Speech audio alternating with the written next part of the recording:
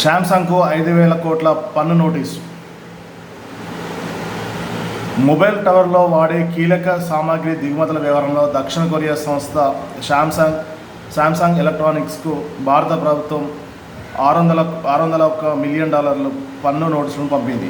అంటే 601 మిలియన్ అంటే మన కరెన్సీలో 5,000 కోట్లు, దాదాపుగా 5,000 కోట్ల పన్ను కట్టాలనేసి కేంద్రం నోటీసు పంపింది. ఇటీవల కాలంలో ఇంత భారీ మొత్తంలో ఒక సంస్థకు పన్ను నోటీసులు పంపడం ఇదే తొలిసారి. భారత్లో శాంసంగ్ గత ఏడాది ఆర్జించిన సుమారు 8,000 కోట్లు శాంసంగ్ గత ఏడాది ఆర్జించిన సుమారు 8,000 కోట్ల నికర లాభంలో పన్ను నోటీసు కింద పంపిన మొత్తం సగం కంటే అధికంగా ఉండడం గమనార్హం. ఈ పన్ను నోటీసులపై కోర్టు లేదా ట్రిబ్యునల్కు శాంసంగ్ ఆశ్రయించే అవకాశం ఉంది. అసలు ఏం జరిగిందంటే ఒకసారి వివరాల్లోకి చూద్దాం. మన దేశంలో తన నెట్వర్క్ ద్వారా టెలికాం సామాగ్రిని కూడా శాంసంగ్ పంపిణీ చేస్తుంది.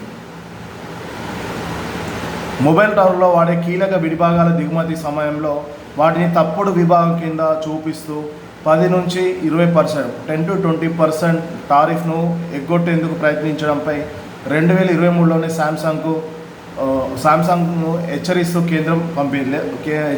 కేంద్రం లేఖ పంపింది. అయితే ఈ సామాగ్రిని రిలయన్స్ జియోకు శాంసంగ్ విక్రయించింది. తమ ఉత్పత్తులకు టారిఫ్లు వర్తించవని, కొన్నేళ్లుగా ఇదే పద్ధతిని తాము పాటిస్తున్న విషయం అధికారులకు తెలుసని పన్ను అధికారులకు శాంసంగ్ తెలిపింది. అయితే శాంసంగ్ ఇచ్చిన ఈ వివరణను కస్టమ్స్ అధికారులు అంగీకరించలేదు.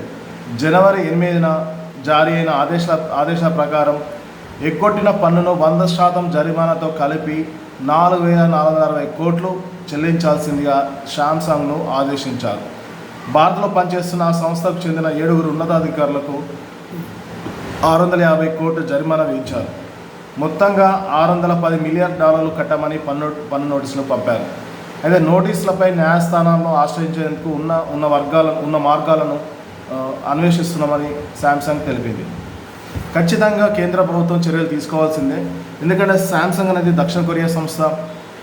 ఎక్కువ శాంసంగ్ కాదు, చాలా ఇంటర్నేషనల్ కంపెనీస్ భారత్లోకి వచ్చేందుకు అధికారులను మభ్యపెట్టడము, వాళ్ళు తెచ్చే వస్తువులను ఇది ఇంపోర్ట్ సబ్సిడీ కిందికి రావాలేసి టారిఫ్ను తగ్గించుకోవడము, ఏదో రకంగా ప్రభుత్వానికి వచ్చే ఆదాయాన్ని గండి కొట్టాలని చూస్తుంటాయి ఈ కంపెనీలు, ఈ మల్టీనేషనల్ కంపెనీస్, ముఖ్యంగా ఎంఎన్సీ కంపెనీస్. చిన్న కంపెనీస్ వాళ్ళు ఇంత బిజినెస్ చేయలేరు, వాళ్ళకి ఇంత ధైర్యం ఉండదు, ఇంత ఫ్రాడ్ కూడా చేయలేరు. అయితే ఇక్కడ శాంసంగ్ ఏం జరిగిందంటే మన దేశంలో నెట్వర్క్లో వాడే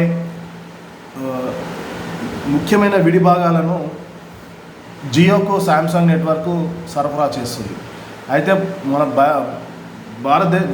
వేరే దేశాల నుంచి భారతదేశానికి ఆ విడిభాగాలను శాంసంగ్ ఇంపోర్ట్ చేసుకొని దాన్ని మళ్ళీ రిలయన్స్కి సరఫరా చేస్తుంది, సెల్ టవర్లో వాడే విడిభాగాలు.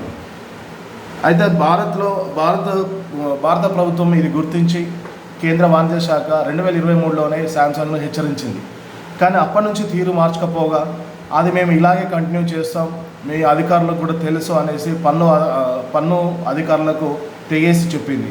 దీంతో గత్యంతరం లేక భారత వాణిజ్య శాఖ 5,000 కోట్లు పన్ను కొట్టమనేసి నోటీస్ సర్వ్ చేసింది. అయితే దీనిపైన శాంసంగ్ ఉన్న న్యాయ మార్గాలను అయితే న్యాయస్థానం ఆశ్రమించడం లేదా ట్రిబ్యునల్ ఆలోచించడం అనేది ఇంకా వాళ్ళు ఆలోచిస్తున్నట్టు తెలిసింది. ఖచ్చితంగా ప్రభుత్వం ముక్కుపిండి వసూలు చేయాల్సిందే 5,000 కోట్ల రూపాయలు శాంసంగ్తోని. ఇంకా ఎవరైనా ఇలాంటి కంపెనీలపై నిఘా ఉంచాలని కూడా భారత ప్రభుత్వాన్ని కోరుతున్నాం.